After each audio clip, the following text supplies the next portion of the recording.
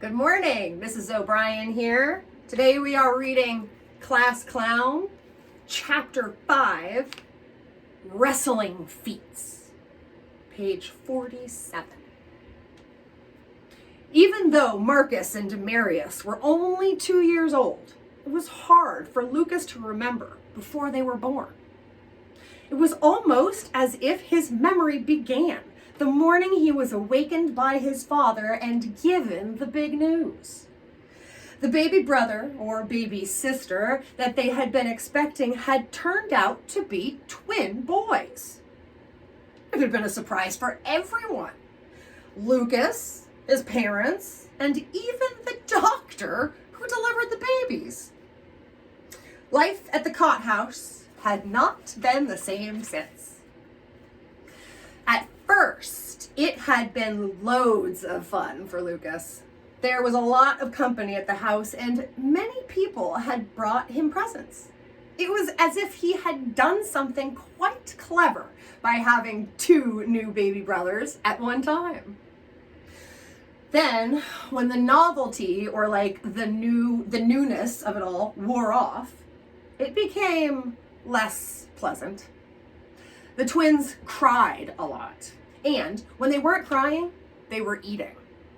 Because there were 2 of them, it took both parents to feed them.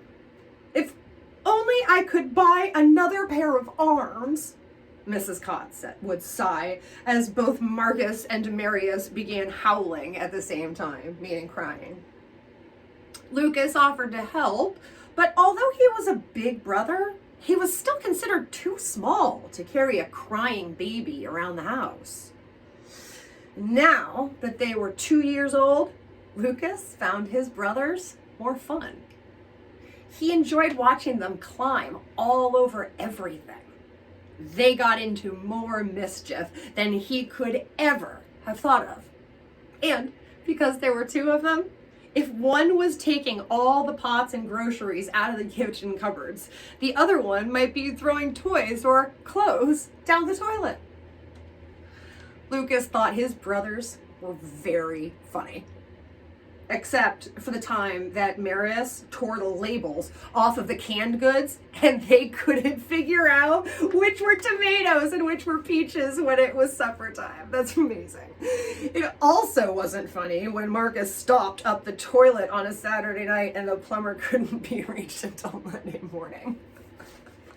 This was pretty good. But by and large, Lucas knew that by having 2 such good mischief makers around the house made his life easier. His parents were so preoccupied with Marcus and Marius that they didn't have time to worry about him too. That note from Mrs. Hockaday was the perfect example. If Lucas had been an only child, Mrs. Cott would certainly have been more upset. Julio had told Lucas that the time the teacher sent a note home to his parents, he had been grounded for a week. Wow, 7 whole days. He wasn't allowed to ride his bike or watch TV or anything. Lucas had not been punished at all. Instead, he had a long talk with his father. As they walked around the block, Lucas discovered that Mrs. Hockaday had told his parents that he was one of the brightest or smartest students in the class. "She doesn't treat me like I'm smart," complained Lucas. "And you don't act very smart in her class," his father said. "But she sees your potential, like what he's worth." Lucas had promised to try harder to behave himself at school. It wasn't easy, so he was very glad when the weekend arrived and he could just relax at home. Often on Saturday, Julio would come over on his bike, or Lucas went over to Julio's. But there were times when he discovered that he enjoyed playing with his little brothers just as much as he liked playing with his friends. For one thing, ever since he had begun watching wrestling matches on television and decided that he wanted to become a wrestler, he had 2 in-house opponents on which to practice his holds. That's amazing. So he would hold his little brothers down and practice wrestling with them. Lucas was learning them all. There was the half Nelson, the figure 4, the cradle, and the switch. And there were many others too. Lucas was careful not to hurt his brothers. That's good. He only wrestled with them on the living room floor where there was a thick carpet to ease their falls. Both Marcus and Marius enjoyed playing with their big brother. When he pulled them down and pinned them to the floor, they would crow with delight. Like crow, they would scream and yell with delight. Lucas noticed that they in turn practiced the holds on each other. Lucas liked to have a daily scrimmage with his brother. One Saturday morning, Lucas was just in the midst of perfecting a new hold called a double chicken wing on Marcus when his mother came into the living room. "Oh, Lucas," she sighed, "are you wrestling with Marcus again? One of these days you're going to hurt him." "No one gets hurt in the wrestling matches on TV," Lucas said. "Dad said that all those groans that the wrestlers make are just for show. Don't worry, I won't hurt Marcus or Marius." "You may not hurt them on purpose," Mrs. Cott said, "but they are so small, you could break an arm or a leg accidentally. Can you think of a different game to play with them?" "More. Oh, this is more, Marcus demanded, pushing at Lucas. "See? He likes it," Lucas defended himself. "I'm careful with them. And besides, if I want to be a wrestler, I have to practice." Mrs. Cott sighed. "Maybe it's time to change to another field. Let's see." Like field meaning like area or another, maybe it's time for another idea. "So far you've decided to be a firefighter, a police officer, an astronaut, and a wrestler. How about something quiet, peaceful? Did you ever think of becoming a poet?" Lucas sat on the living room floor and considered this new option. "I have 2 brothers that are twins," he began. "Twins, swins, pins, grins. I have 2 brothers who are twins. They are always full of grins. When I throw them on the floor, they always shout for more." "See, you have a natural aptitude," said Mrs. Cott. Aptitude meaning like you're naturally good at being a poet.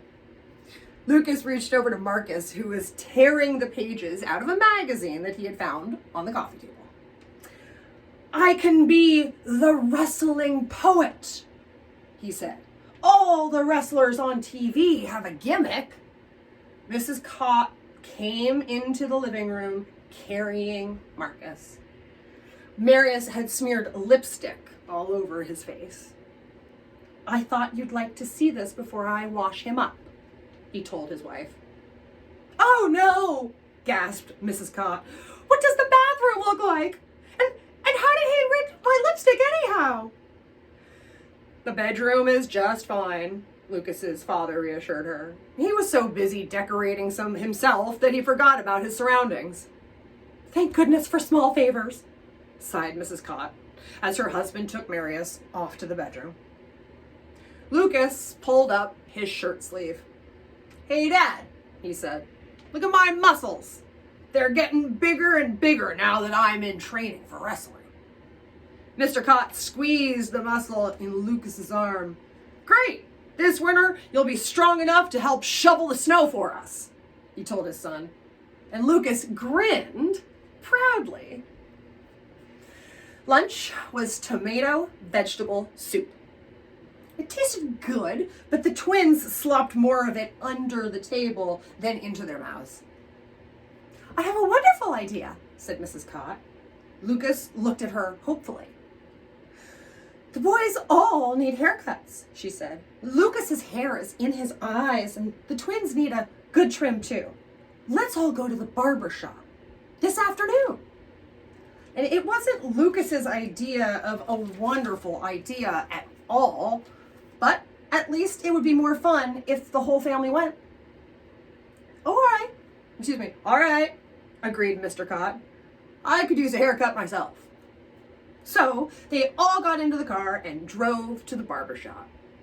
Lucas had been getting his hair cut at the same barber shop ever since he was a small boy. He liked to watch the three barbers at work.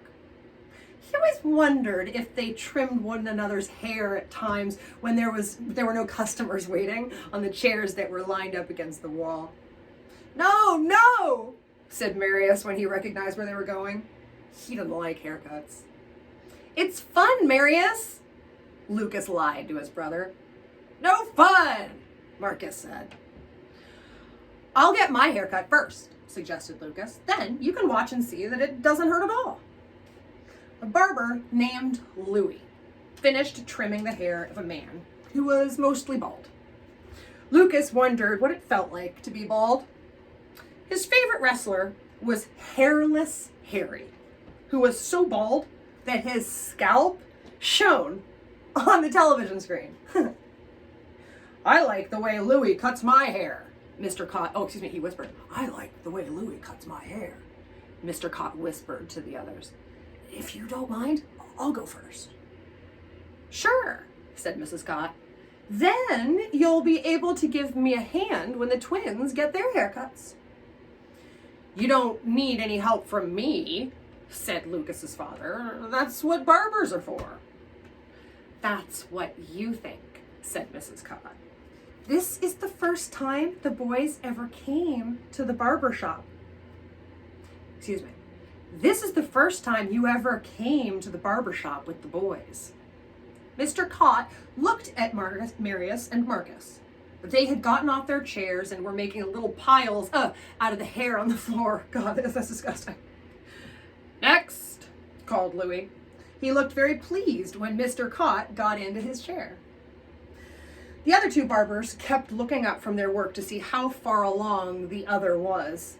One of them would avoid cutting the twins' hair if he worked slowly enough, and Louis finished cutting Mr. Cott's hair. Finally, the barber named Tony finished working on his customer, and he looked anxiously, at Mrs. Cott as he said, Next. It's my turn, said Lucas as he got into the barber's chair, and Tony smiled at him in delight. Both of those barbers are scared that they're going to end up with the twins who apparently don't like being there. I like to cut big boy's hair, he said, as he began snipping away. And he worked so well that he forgot to stall or slow down and take his time. Lucas's hair was finished while Louis was still cutting Mr. Cott's hair. Next, said Tony, and he looked across to the third barber. He was cutting one hair at a time. All right, Marius.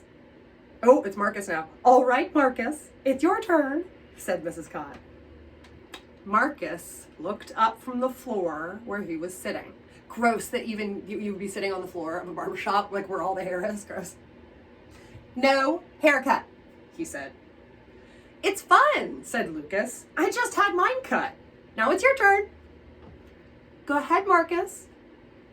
Go ahead, Marcus, called Mr. Cott from under a damp towel, which the barber had placed over his face. That means he's getting ready to give him a shave.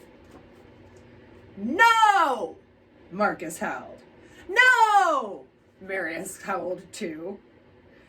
Mrs. Cott lifted Marcus up and put him on top of the special seat that Tony had put on top of his chair.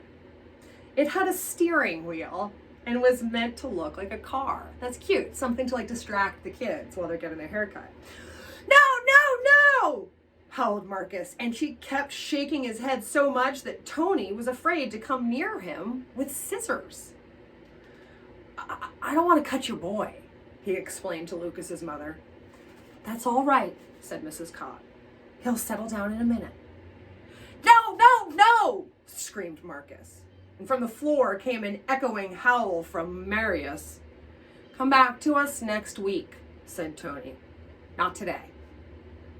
No, we're here now and you're not busy either, said Mrs. Cott. I can't cut the hair of a boy who jumps so much, said Tony. Wait, said Lucas. I'll help you. Lucas went over to Tony's chair and locked his arm around Marcus's neck and shoulder. He pressed his brother against the chair in the best headlock he had ever done. Okay, cut away, he instructed Tony. The barber waited a moment to see if the little boy was going to break out of the hold. But Marcus didn't resist. He stayed still the way he always did when Lucas wrestled him at home. I think this'll work, said Tony, nodding his head. And quickly, he began to cut. See? It's fun, Lucas insisted as he held Marcus in place. Some of Marcus's hair fell onto Lucas's face as the barber cut, but Lucas knew better than to let go of Marcus to wipe his face. Oh, how itchy. Oh my gosh, it makes me want to itch my face right now. If you aren't following along with me, which I really hope you are, please look at page 58. That's a really good visual. My turn, Marius began to cry. He had been watching them. You're next, his mother promised him. Tony worked fast. Soon, Marcus's hair was quite short.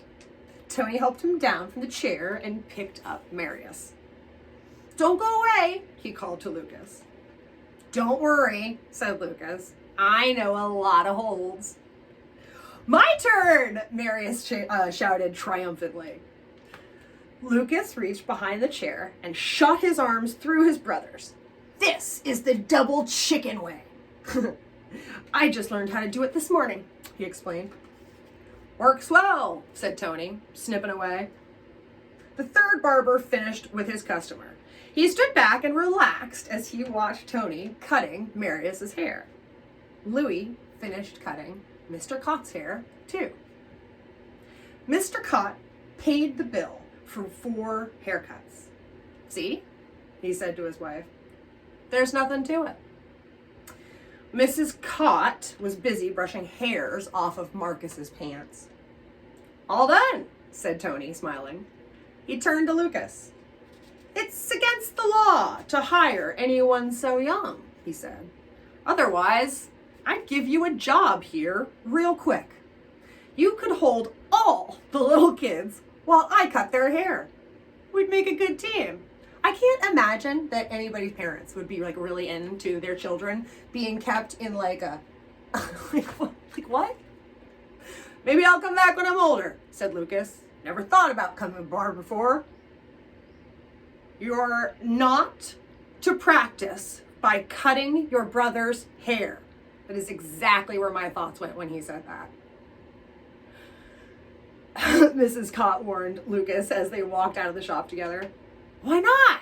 Asked Lucas. You'd save a lot of money. Who wants ice cream cones? Asked Mr. Cott as they walked past the ice cream store, which was 3 doors down from the barbershop. Me, shouted Marcus. Me, shouted Marius. Me, shouted Lucas. I wouldn't mind some, said Mrs. Cott. They went inside and ordered their cones. Strawberry for both of his parents, vanilla for the twins, and chocolate fudge ripple for Lucas. Lucas licked his cone and watched the man behind the counter as he scooped out the ice cream. You needed good muscles to dig out from an ice cream, to dig out the frozen ice cream from those deep bins. Maybe he wouldn't be a wrestler or a barber.